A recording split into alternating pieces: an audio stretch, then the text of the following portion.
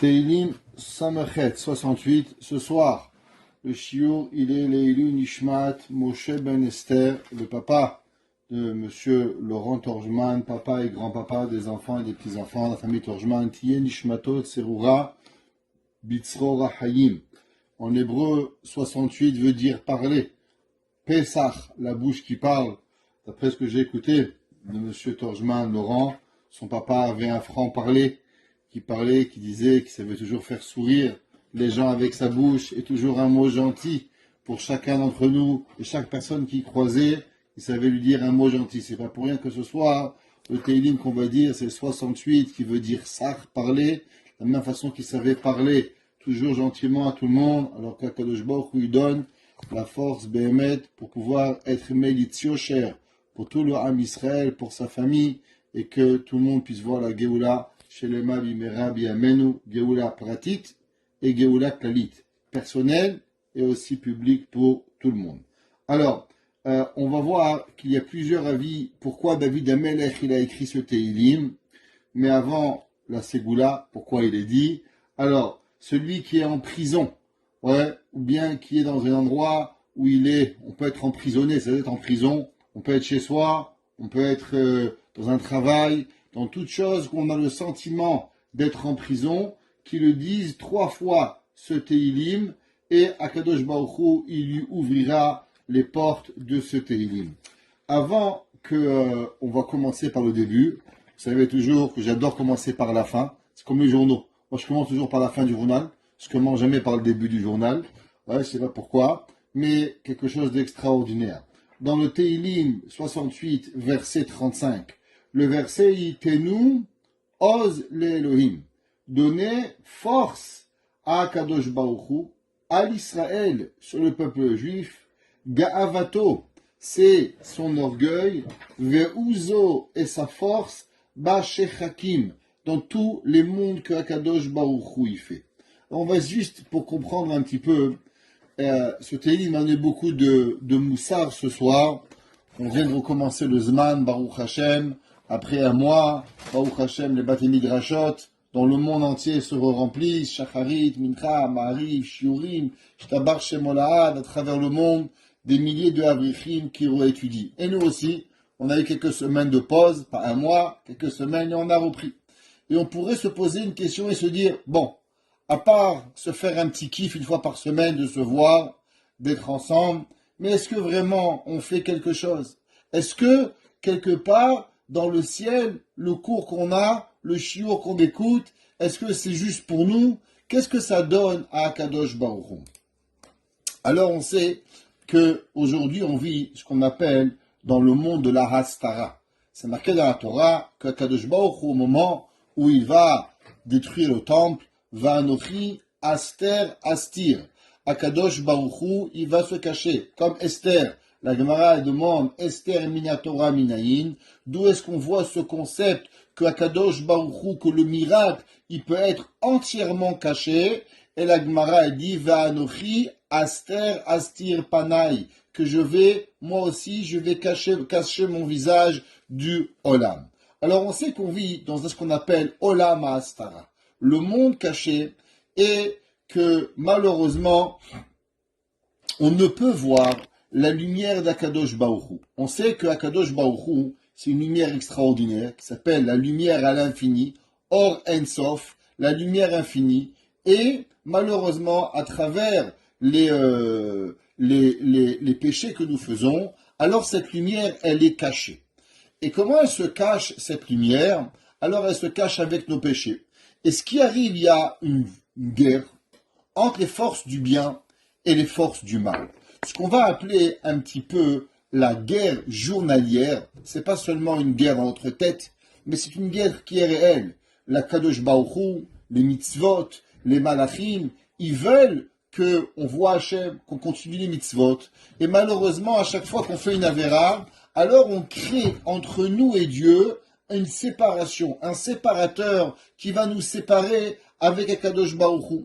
Et chacun de nous, en vérité, chaque mitzvah que nous faisons, chaque bonne action que l'on fait, on donne, si on pourrait dire, à Akadosh Baruch Hu une force pour pouvoir casser ce séparateur entre Dieu et nous, et cette force-là, elle donne la pouvoir et la lumière de pouvoir passer d'Akadosh Baruch Hu sur le monde.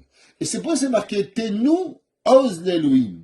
Donnez de la force à Dieu. Quoi, Dieu aime ta force. Akadosh Baruch Hu Melech Kol HaOlam. Akadosh Baruch Hu, il est le roi de l'univers. Qu'est-ce que David Melech il dit? Tenu Oz l'Elohim. Donnez la force à Akadosh Baruch Hu. Ça veut dire, on sait, on a déjà appris ce principe souvent. Il y a ce qu'on appelle It'aruta dil alam, It'aruta dil tata. Il y a deux façons comment le monde y fonctionne.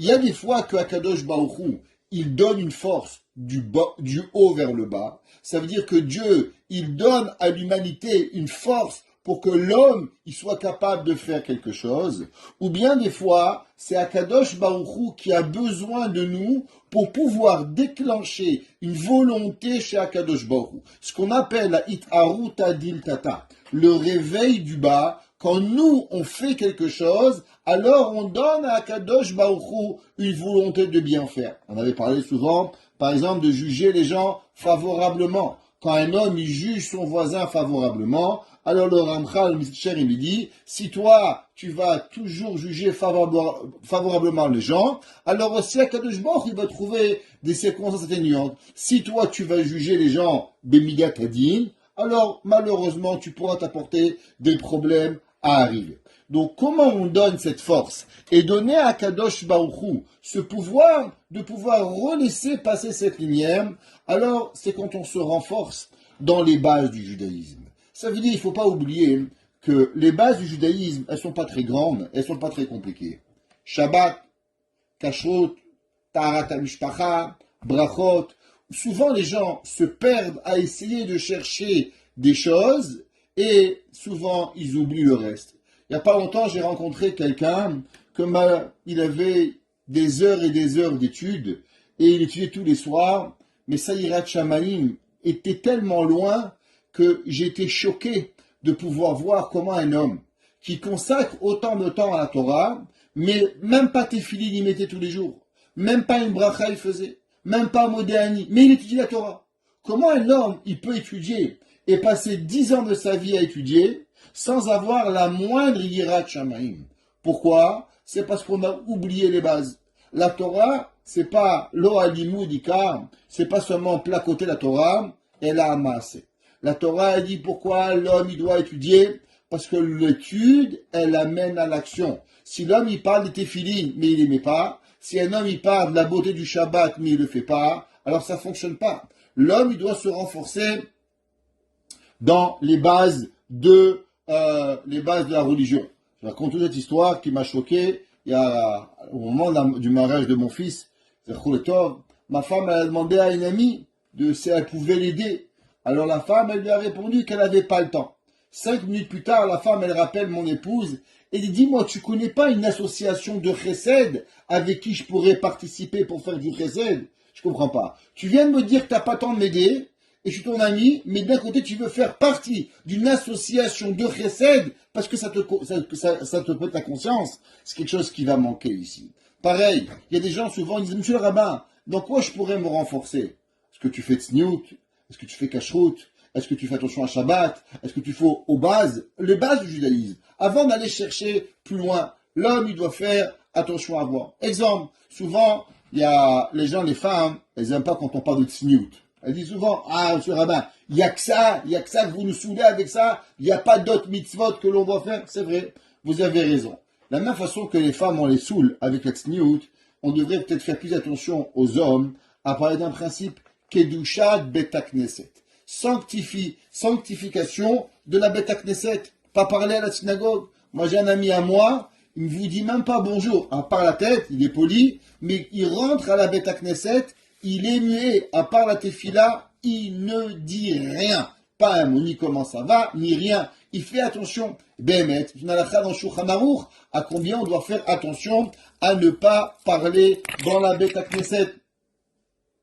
Et bien sûr, qu'on doit faire attention à tout ce qui a à voir avec la sainteté. Quand on rajoute, on tourne la tête de ne pas voir quelque chose, on mord sa langue de ne pas dire un mot qu'il ne faut pas dire, toutes ces petites actions qui sont les bases du judaïsme. Alors, Béhémet, on donne au monde et on envoie à Kadosh Baruch Hu, on lui permet d'envoyer une lumière extraordinaire. Et laissez-moi vous lire un morceau du Zohar que c'est pour ça que j'ai commencé la fin du cours par ce Zohar. Il dit le Zohar la chose suivante. Chez Kacher Nivne Bet Knesset. Il dit quand un homme, il vient sur terre et il construit une synagogue. Il construit un Bet Midrash. Il se dit ça va, c'est rien, c'est une petite maison sur la rue Edridge. Qu'est-ce que c'est? Un petit Bet Midrash sur la rue X, Y, Z, la rue Léger, je sais pas, je connais pas toutes les rues de Côte-Saint-Luc où il y a, ou à Paris, où est-ce qu'on nous entend. Et il se demande, mais qu'est-ce que je fais? Il dit le Zohar, Nivne Kenegdo, Bet Knesset ou Bet Midrash Lemala. Il dit, vous savez, tout le monde a entendu parler qu'il y a deux Jérusalem. Il y a la Jérusalem d'en haut, la Jérusalem d'en bas. Il y a le Beth Amikdash du bas, le Beth Amikdash du haut. Il dit le Zohar, ne te trompe pas. C'est pas seulement le Beth Amikdash. Chaque fois qu'il y a une synagogue en bas sur terre, il y a la même qui arrive et qui vient en haut. Et il dit, Vekashem mit aslim botzibur mibne Israël amit palelim. Et à chaque fois qu'il y a 10 juifs qui viennent et qui font Shacharit, Mincha, Mari, Teilim, Kaddish, Kdusha, Ameni, Shemeraba, on se fait la Torah, alors les Malachim, dans la synagogue d'en haut, ils font des tikkunim extraordinaires. Il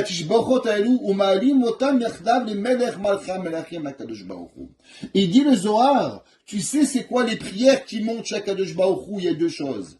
Il y a la prière que nous on fait, ici-bas. Alors notre prière elle est montée dans la synagogue qui est parallèle à nous, dans les mondes supérieurs.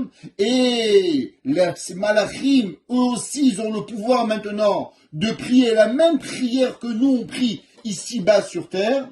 Alors nous, on leur donne le pouvoir de prier, et cette prière-là, elle est retransmise à Kadosh Baruch Hu. Ça veut dire, des fois, tu te demandes, mais qu'est-ce que tu fais? Mais qui tu es? T'es un banarien, pourquoi tu pries? C'est vrai, je suis un banarien. Mais en vérité, moi, je suis seulement de l'essence qui va rentrer dans une voiture. Cette voiture, elle s'appelle un ange. Que cet ange-là, lui, va pouvoir aller chez Akadosh Baruch Hu et pour pouvoir prier. Chaque fois que l'on fait une mitzvah, nous ici, on est en train d'apprendre Teilim, eh ben, on donne à Akadosh Baruch Hu. On donne aux malachim la possibilité d'étudier les malachim. Chaque mitzvah que nous faisons ici-bas, alors on donne aux malachim le pouvoir, eux aussi, de pouvoir la faire. Et c'est marqué dans le pasuk, Tenu oz l'Elohim. Donner de la force. Quelle force? Quand nous faisons une action, alors on leur donne ce pouvoir aussi de pouvoir faire cette mitzvah. Donc, bien sûr, chaque mitzvah que l'on fait, chaque tfila que l'on fait, chaque kaddish que l'on fait, chaque amen yemeshem meraba que l'on fait, ne pensons pas que c'est rien, c'est une petite prière. Hav shalom. Il n'existe pas de petites prières, il n'existe que des grandes prières. Souvent les gens m'appellent au téléphone, Monsieur Rabbin, j'ai une petite question. Je dis, comment vous pouvez savoir si c'est une petite question ou une grande question? Est-ce que vous êtes rabbin? Et souvent, quand ils me disent c'est une petite question, c'est une énorme question qu'ils posent et ils n'ont même pas de notion. Il n'existe pas de petites questions, il n'existe pas de grandes questions. Il est seulement de Da'at Hashem pour pouvoir véritablement savoir. Alors, qui a fait ce Teilim et pourquoi David Amelech il a écrit ce Teilim? Alors, il y a principalement trois opinions. L'opinion du Rashi, l'opinion du Radak et l'opinion du Eben Ezra. Qu'est-ce que ce Teilim, il est venu pour nous enseigner? L'opinion de Rashi dit, la Matzach et David Mizmorshir, un chant que David, il a composé pour pouvoir être joué en musique au Beth Midrash, et il dit, Yakum Elokim, va se lever à Kadosh Baruch Hu, Yafutsu Oivaiv, Veyanusu Misamai Mipanav, et nos ennemis, ils vont partir de chez nous.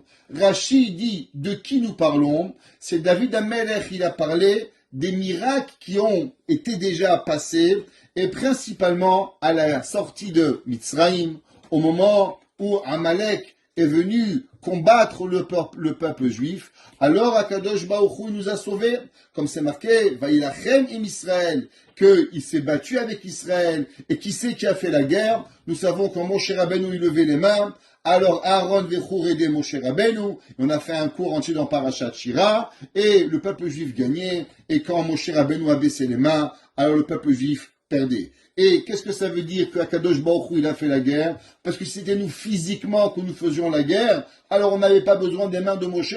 La Gemara demande Chi Yadav Shel Moshe Osot Milchama. Ça veut dire que c'est Akadosh Baruch Hu. C'est pour ça que le verset dit Yakum Elokim, que se lève Dieu, Yafutsu Oivav, et il va éparpiller ses ennemis, Veyanou sous il se sauve. Et il dit Rashi, de qui nous parlons? Nous parlons de Amalek. Donc Rashi, en disant que les ennemis d'Israël que nous parlons de Amalek, ça veut dire que Rashi, il dit que David Amelech, il a fait un télim de remerciement à Akadosh Baruch Hu de l'historique du peuple juif qui est sorti d'Égypte jusqu'à qu'il va re-rentrer en Eretz Israël. Le Radak, il dit que ce verset, il est une prophétie sur l'histoire plus loin. David Amelech, il avait un arrière-petit-fils qui va s'appeler Chizkiyahu Amelech. Au temps de roi Chizkiyahu Amelech, il y avait un roi qui s'appelait Sancheriv. Sancheriv, c'est la Haftara que nous lisons. Je ne sais pas si vous avez fait attention, mais à Pessah, on a lu l'histoire de Sancheriv. Chez les Séfaradim, à l'époque, je ne sais pas comment c'est maintenant, mais quand j'étais jeune, cette Haftara est tellement belle qu'elle a été traduite, on la lisait en hébreu, après on la traduisait en arabe, et on la traduisait même en judéo-espagnol. Il y avait le rabbin lisait un verset, il y avait une autre personne qui la lisait en arabe, et une autre personne qui la lisait en espagnol. C'est une longue haftara où on parle du miracle que Akadosh Baruch Hu, il a fait avec Sancheriv. Principalement, qu'est-ce qui s'est passé? Il s'est passé que le peuple juif, il était en Eretz Israël, et ce roi Sancheriv, on n'avait rien à faire avec Sancheriv, on n'était pas en guerre contre lui, on lui a rien demandé. Un beau jour, il est venu et il a fait un siège devant Eretz Israël. Et Akadosh Baruch Hu, il a fait un miracle extraordinaire. Le lendemain de Pessah, Dieu, il a ouvert les oreilles de tous les soldats de Sancheriv. L'âme des soldats, elle est montée chez Akadosh Baruch Hu, et la guerre va être perdue à Sancheriv, et il va y avoir 1 milliard de soldats, moins un, qui va périr. Et le Midrash, il dit, pourquoi c'est marqué minus uno, moins un? Il dit parce que tu peux avoir même 1 milliard de soldats, mais si tu n'as pas le 1, c'est quoi le 1? Le 1, c'est Akadosh Baruch Hu. S'il n'y a pas Akadosh Baruch Hu avec toi, alors automatiquement, il va rien tu pourras pas gagner la guerre. Et David Amelech, d'après le Radak, tout ce Teilim, il est pour remercier Akadosh Baruch Hu d'avoir frappé l'armée de Sancheriv, et ils vont tous mourir, sans même que le peuple juif va même prendre une épée, même pas envoyer une flèche, ils vont tous mourir. Le Ibn Ezra et le Malbim, ils ont une différente vue de ce Midrash. Et on va s'attarder ce soir à expliquer plus ou moins d'abord les opinions du Ibn Ezra et du Malbim. Faut comprendre que David Amelech, il a été roi après plus ou moins 400 ans qu'il y avait des shoftim. Que voulait dire des shoftim? Les shoftim n'étaient pas des rois d'Israël, n'étaient pas étaient des juges qui avaient, et ils allaient en guerre quand ils avaient besoin, mais il n'y avait pas un royaume d'Israël. Le premier royaume d'Israël va être Shaoul, et il va y avoir David Amelech. Shaoul va être roi seulement 3 ans et demi, d'après la volonté d'Akadosh Baruch Hu. Après, il va s'attacher au pouvoir encore 10 ans à peu près. Vous vous rappelez, on avait parlé de cela. Et après, David Amelech, il va régner. La vie de David Amelech va être toute une péripétie de guerre. Et David Amelech va faire la guerre dans différents endroits. Il va avoir à faire la guerre avec Moab. Moab, on va voir, pour comprendre la suite des versets, il y a certaines choses qu'on doit savoir. En Eretz Israël, il y avait 7 peuples. Les 7 peuples que la Torah nous dit qu'il y a une mitzvah de la Torah, d'exterminer ces nations. Ça veut dire, il n'y a pas de quartier à faire où ils partent d'Eretz Israël, mais s'ils nous font la guerre, on doit les tuer. L'otechonem, on n'a pas le droit d'avoir pitié avec eux. Ça veut dire, quand on va en guerre, on prend les armes et on les tue tous, du début jusqu'à la fin.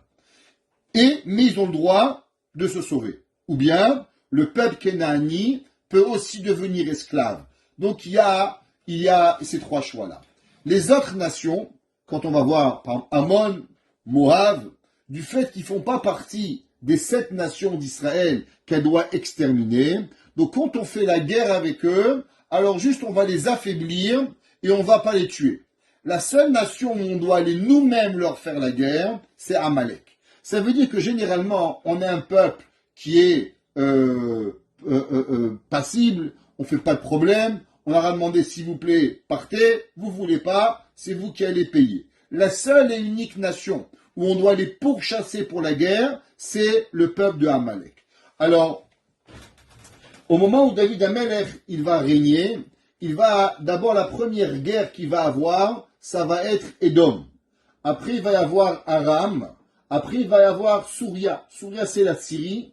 Il va y avoir une guerre au nord. Il va y avoir une guerre au sud. Il va y avoir une guerre à l'est. Et David Amelech, l'ouest, il n'y a pas. Pourquoi? Parce que sur la côte ouest, c'est la mer. Ok? C'est la mer Méditerranée. Donc, il n'y avait pas, à part au sud-ouest, où il va avoir là-bas les Pélishtim, on va voir. Mais sinon, sur le côté ouest, il n'y a pas grand-chose, c'est la mer Méditerranée. Dans toutes les guerres, David Amelech, il va gagner. Et après qu'il va gagner toutes ces guerres, David Amelech, il va composer ce Télim.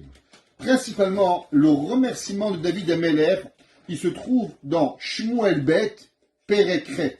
Par la suite du cours Be'ezrat Hashem, si on a le temps, on va expliquer ce verset au complet par rapport à toutes les guerres de David Amelech. Si j'y arrive pas, rappelez-vous, Shmuel Bet, Perekret, c'est là-bas que David Amelech il parle de toutes les guerres qu'il a eues.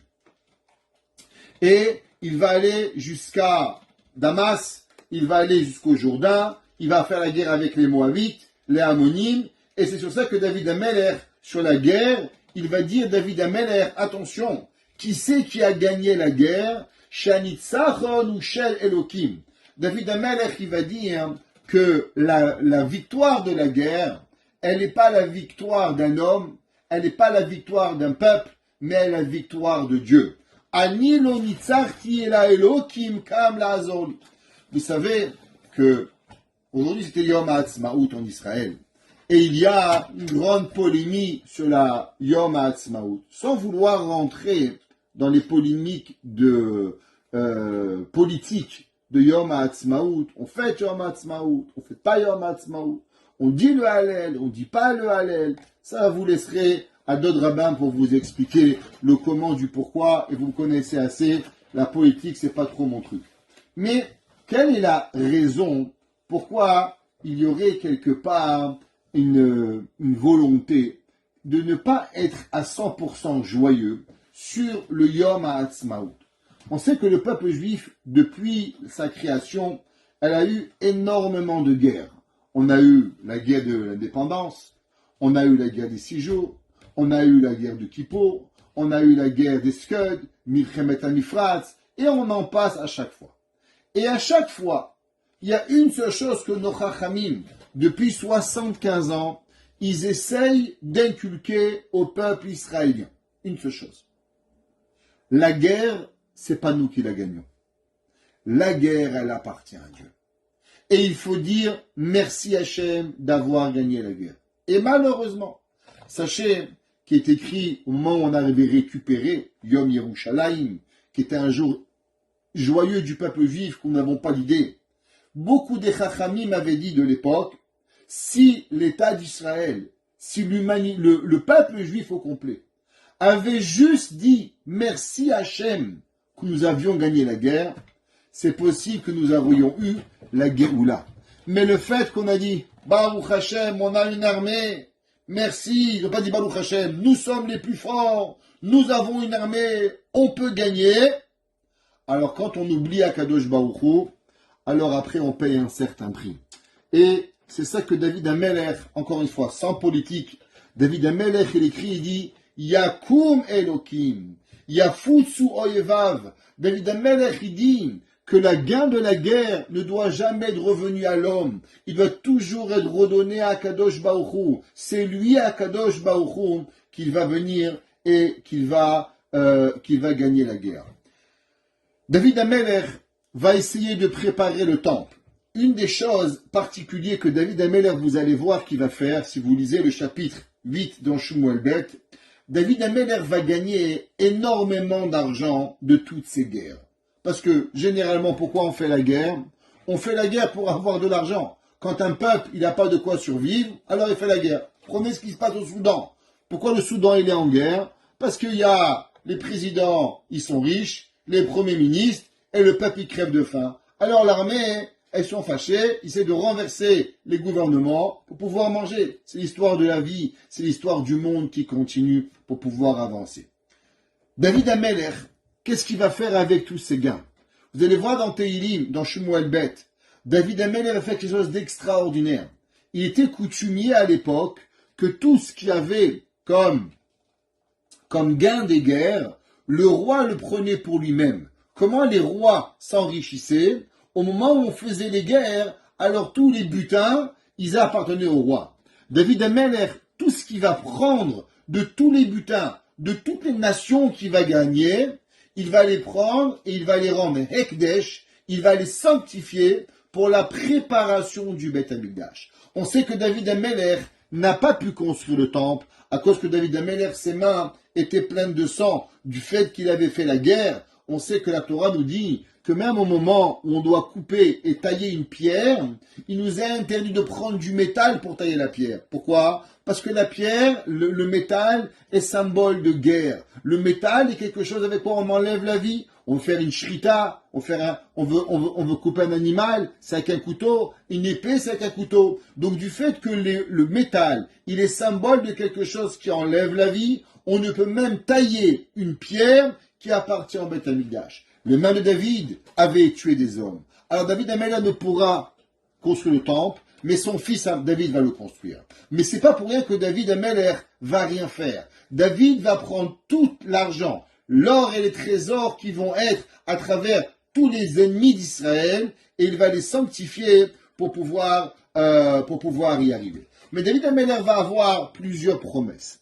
La première promesse que David Ameller va avoir du fait qu'il va pas pouvoir construire le temple, d'abord c'est que ça va être un des enfants de David Ameller qui va régner.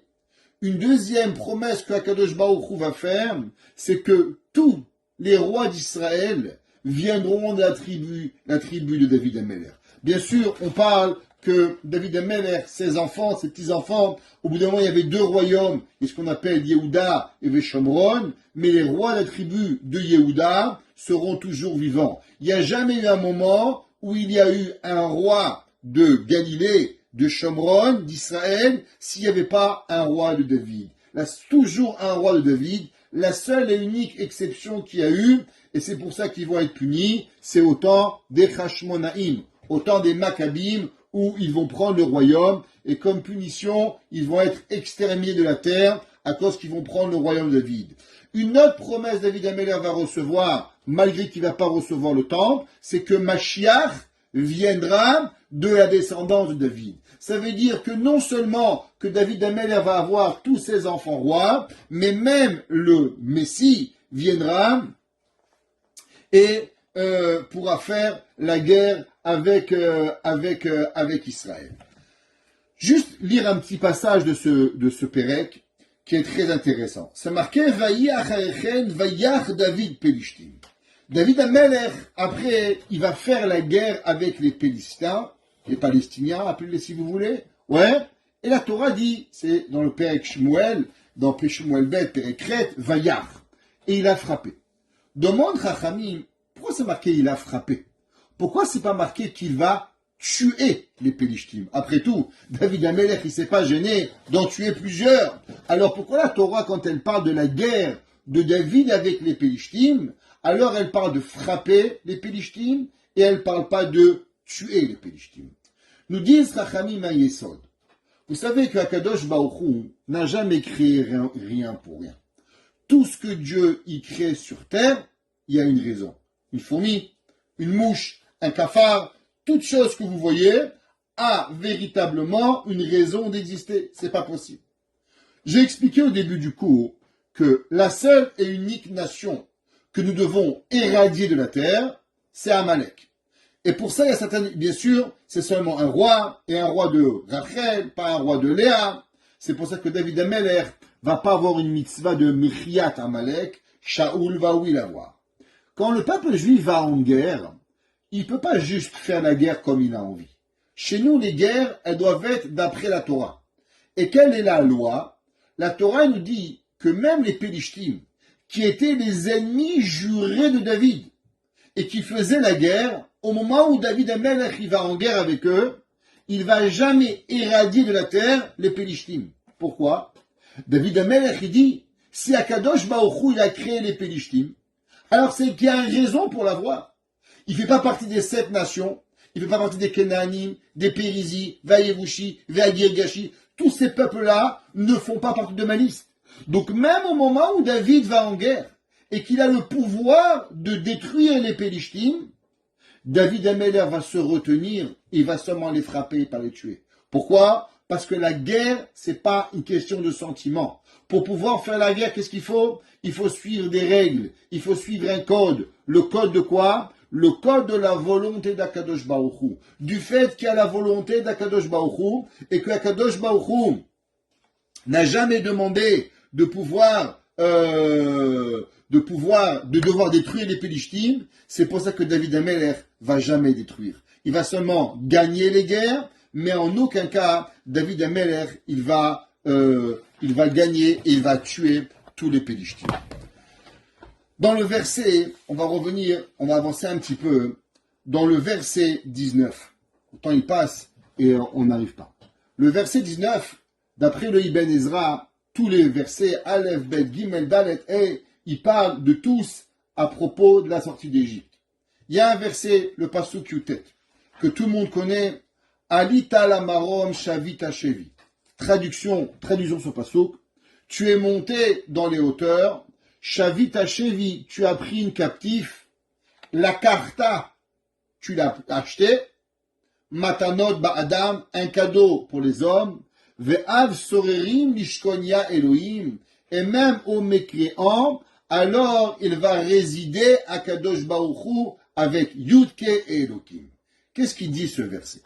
La Gemara nous dit qu'on sait qu'au moment où Akadosh Moshe Rabbeinu est monté au Sinaï, alors qu'est-ce qu'il a pris? Dit Rashi, Shavita Shevi, la Torah.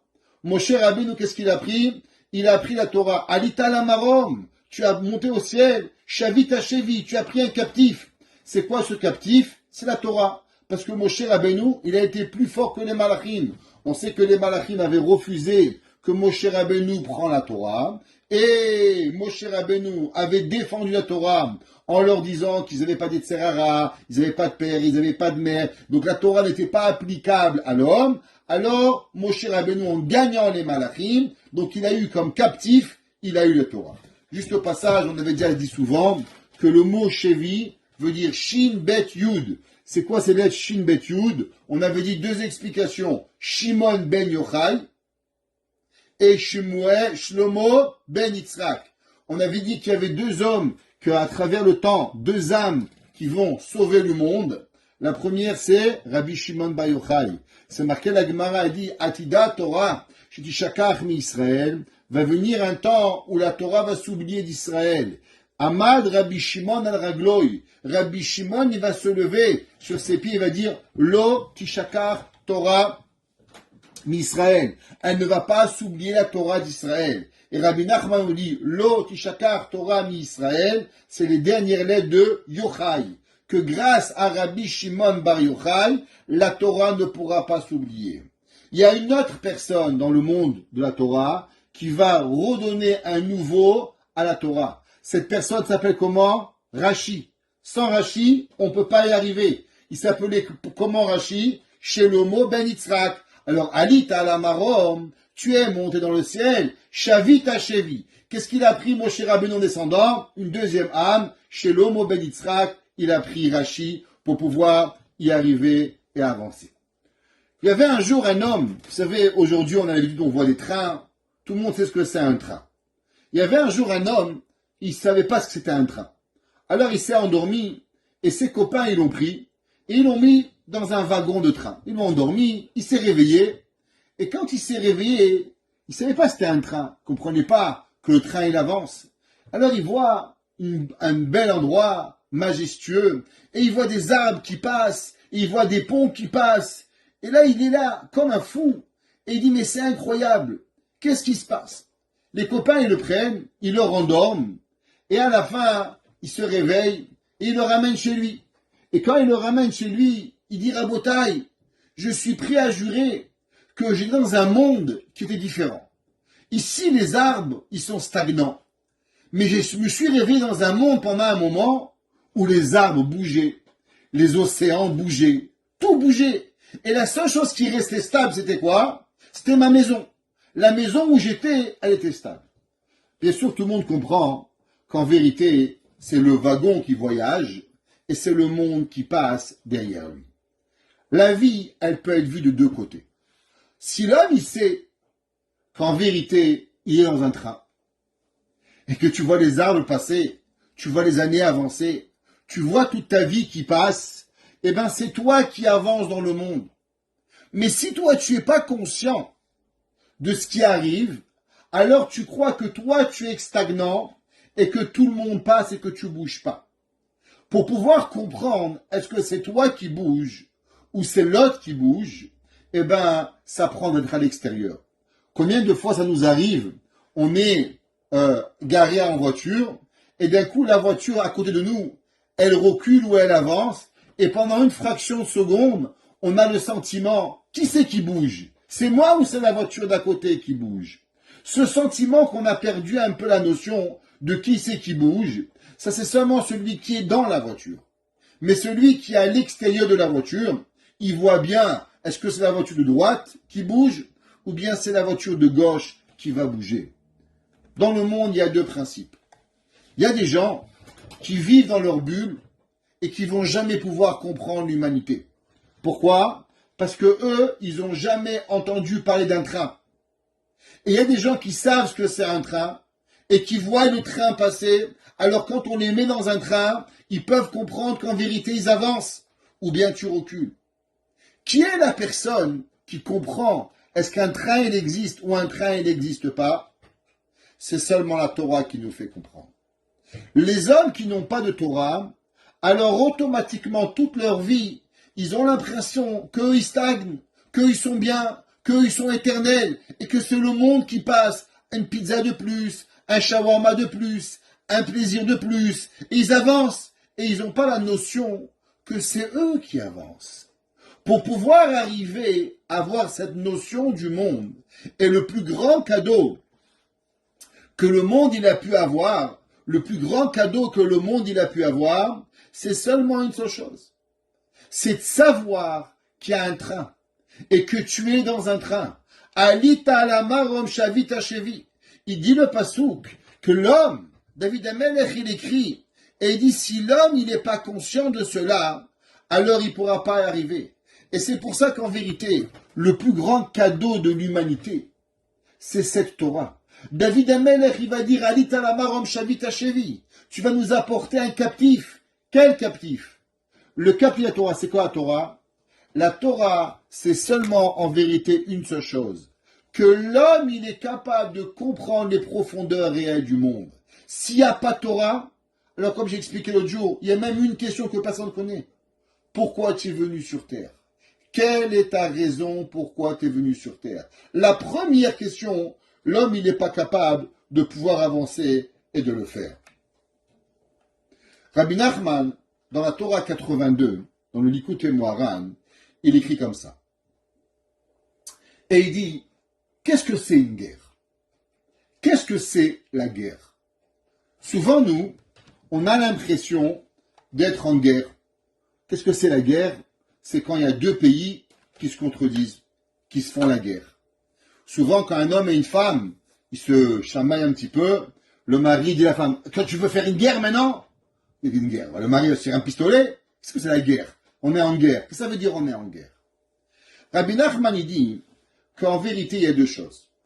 Il y a ma volonté et il y a ce qui se passe.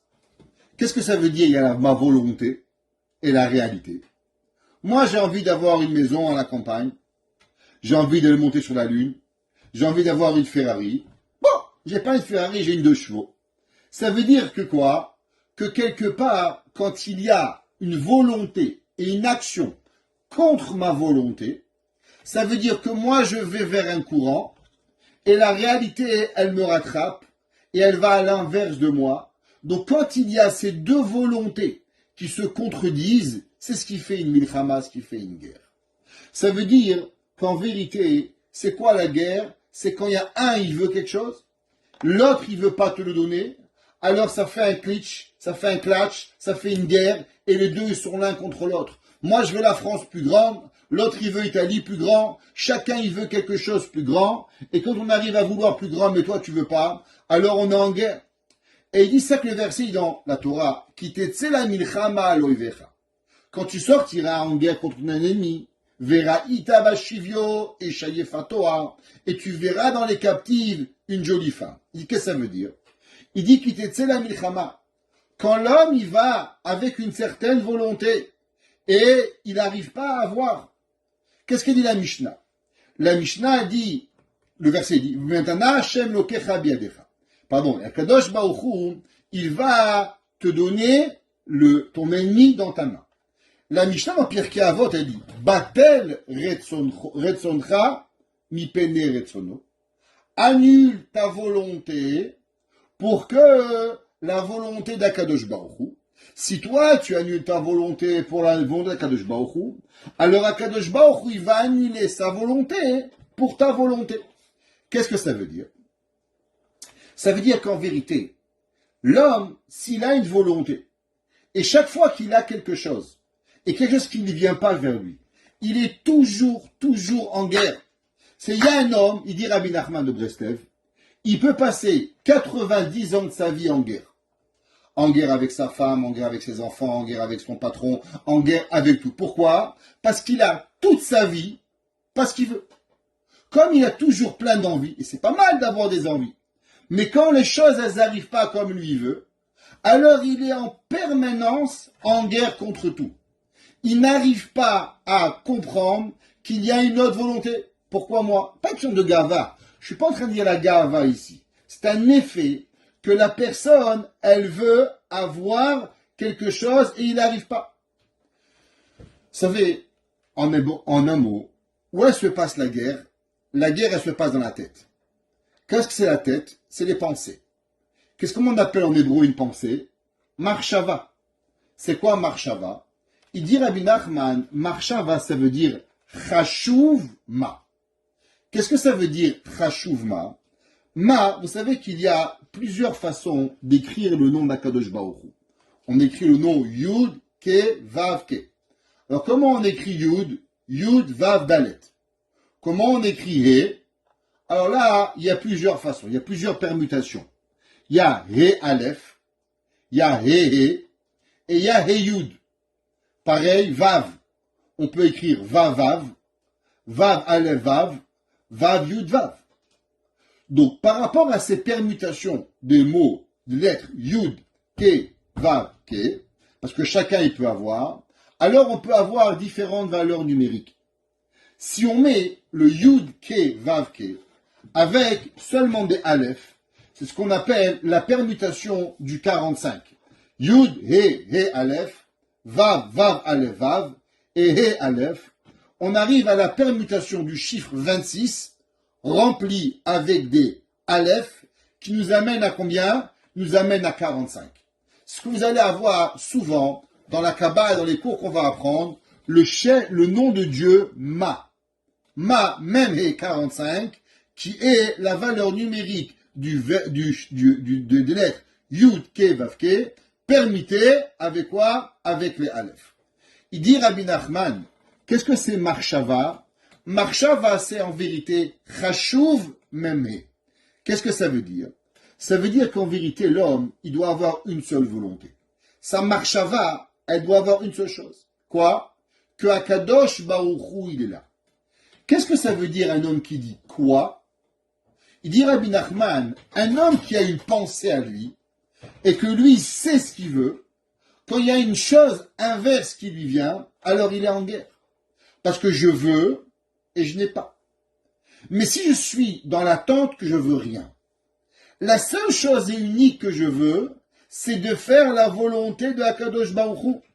Alors automatiquement, l'homme, il va vivre toute sa vie, ouais, pour pouvoir comprendre que tout ce qui est le plus important, c'est que l'homme, il va avancer sans volonté réelle, avec une seule volonté, c'est de vouloir la volonté d'Akadosh Baruch Hu.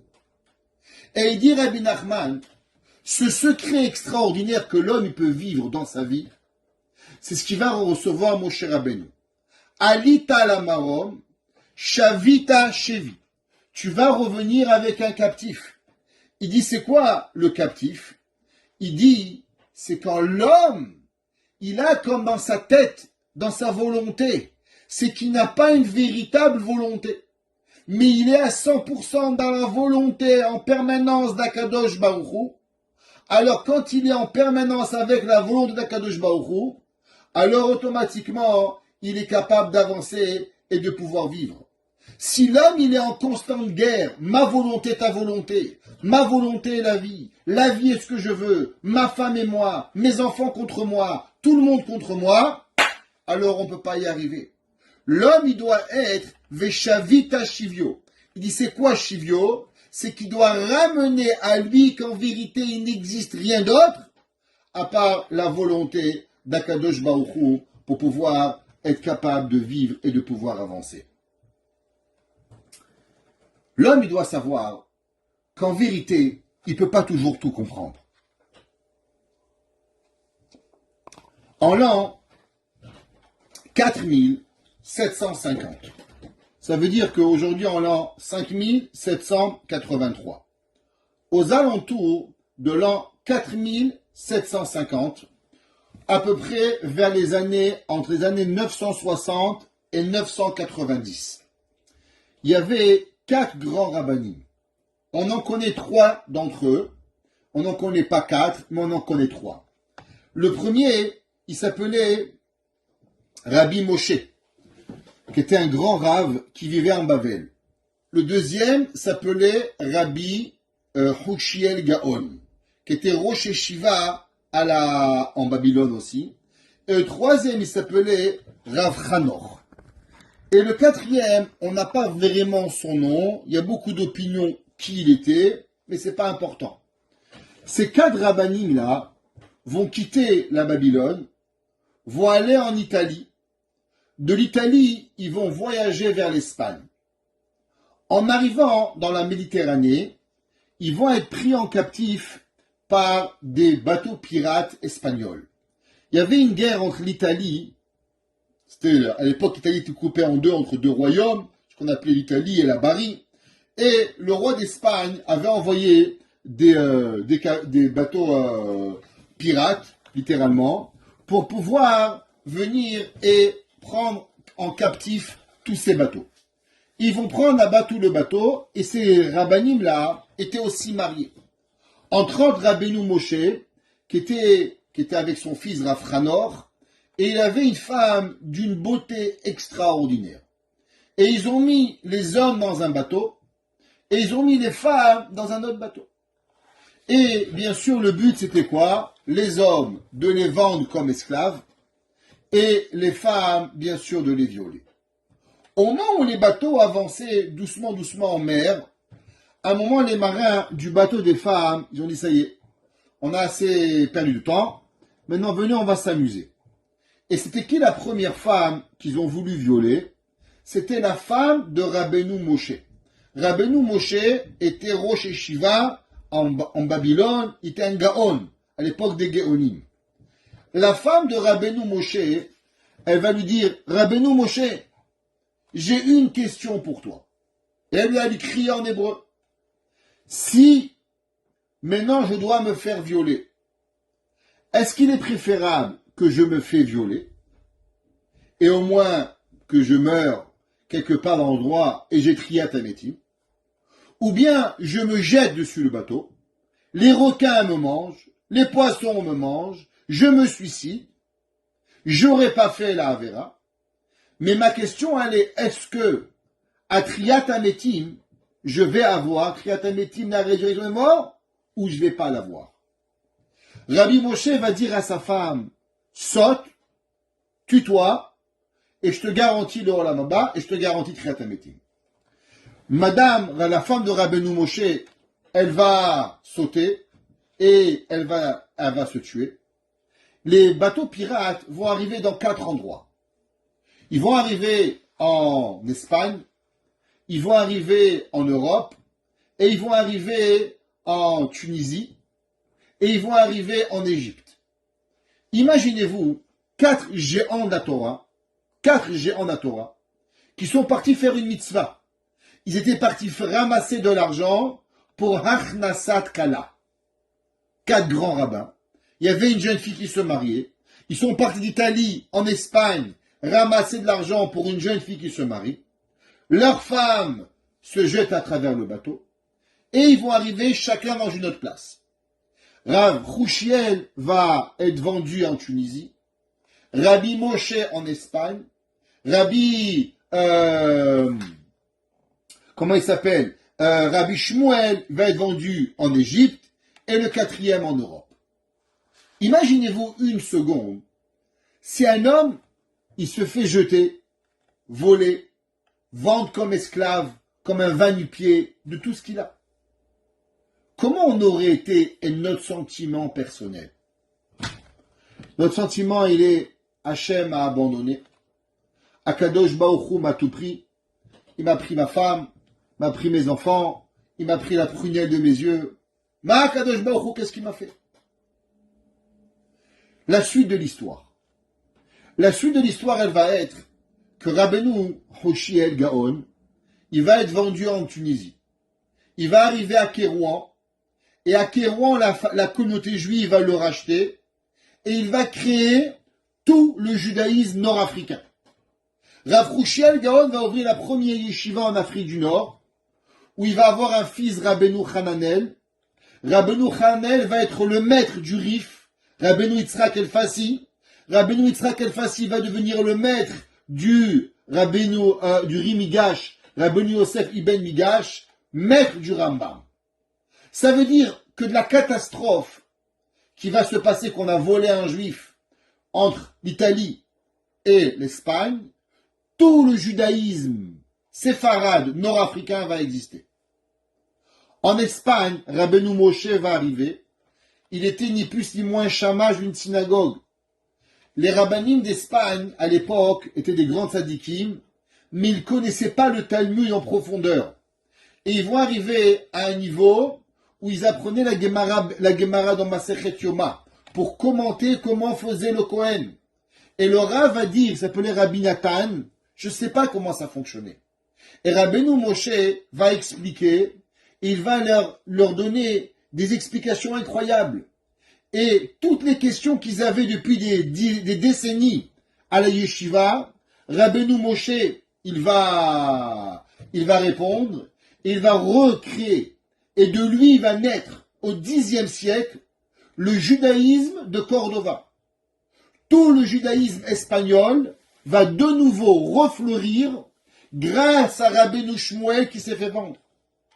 Le judaïsme du Middle East va être recréé à Alexandrie par Rav Shemuel ben Chofni. Et le 4e en Europe qui va créer tout le peuple ashkénaze. Qu'est-ce qu'on voit d'ici? On voit souvent l'homme, il ne comprend pas vraiment Akadosh Baruch Hu. On a dit dans le monde, il y a des gens qui sont dans un train, mais ils ne comprennent pas le train. Ils croient que lui, il est stagnant et que tout bouge, mais lui, il ne bouge pas. La Torah nous amène une autre dimension du monde. Il dit le verset 23. Amar Adonai, mi bashan ashiv, ashiv mi metzulotiam. Qu'est-ce que ça veut dire? De l'enfer, je vais revenir et je reviens des mers. Ils nous disent, Rachamim, tu sais de quoi ça parle? Ça veut dire que la Kadosh Baruch Hu dit, je vais te ramener le Kriyat HaMetim. L'homme, en vérité, où il est, il peut avoir les plus grandes difficultés du monde. Akadosh Baruch Hu, il va pouvoir les sauver. Le Harizal, il a écrit sur cette histoire, et il a dit, vous savez, quand un poisson, il mange un homme, tu crois que c'est oublié, le poisson, il est fini. Il dit, Imdag achal adam, écoutez ce qu'il dit le Harizal. Il dit, si un poisson, il mange un homme, Galoui veyadoua lefanav echam em kol chelke adam.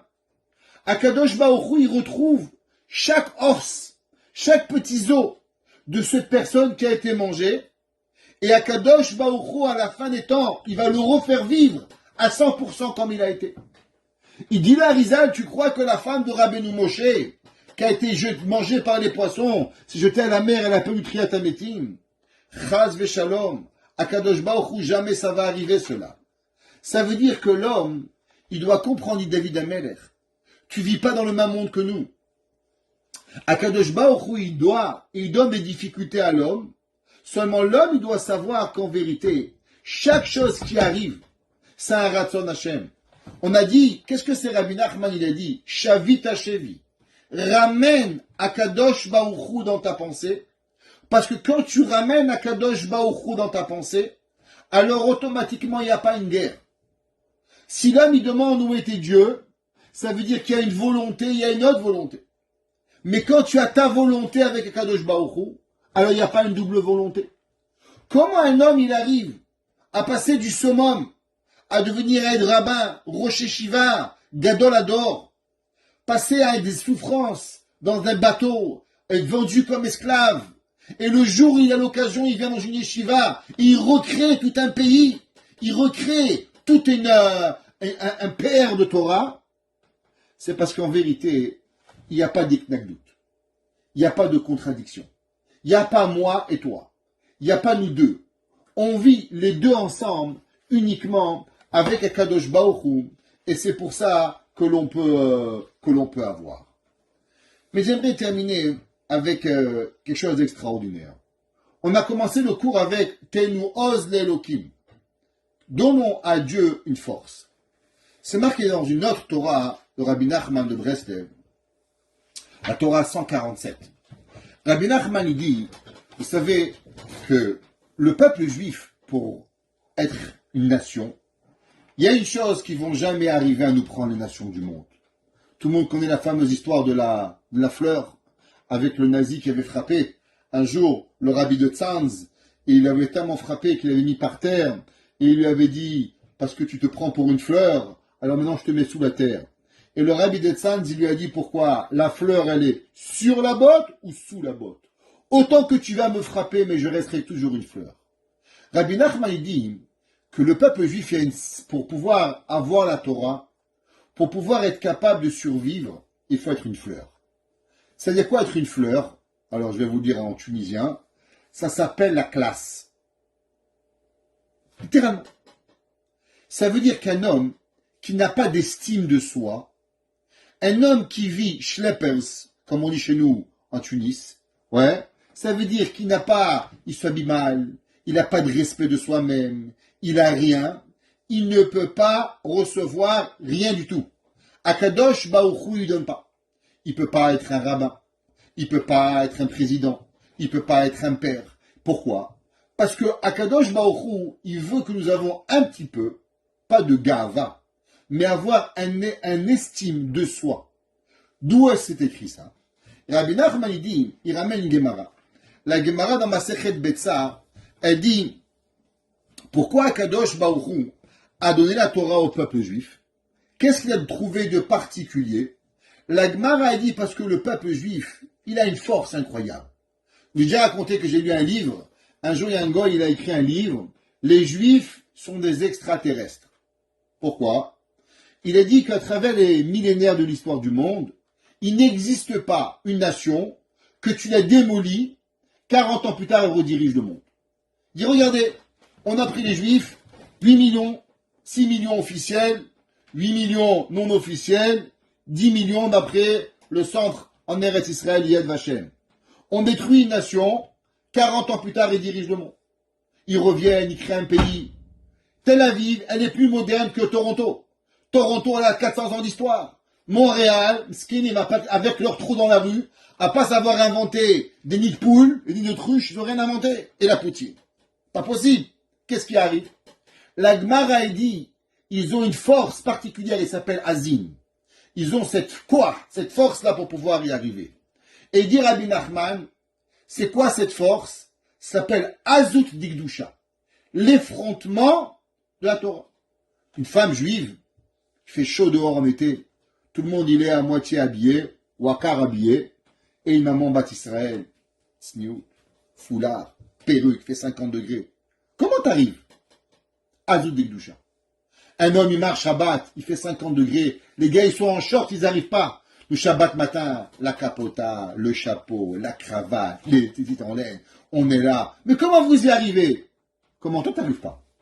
La réponse, elle est Azut Digdusha. La Mishnah dit Ave Az Kanamer. Quand l'homme, il a cette force. Quand l'homme, il dit Rabbi Nachman. Quand l'homme, il a cette force incroyable. Le gars, c'est Tenu Oz d'Elohim. Quand un homme, il voit, il fait des mitzvot comme ça, d'arriver, pas serrer la main à une femme qu'il faut pas dire ce qu'il faut pas boire un café avec un gosse si on n'a pas le droit, se comporter correctement, être poli, dire merci, dire au revoir. L'homme, il doit avoir des mitzvot extraordinaires. Il fait chaud, il fait pas chaud, il fait froid, il fait pas froid. Alors on va se déshabiller, alors on va y arriver. Impossible, on est qui on est.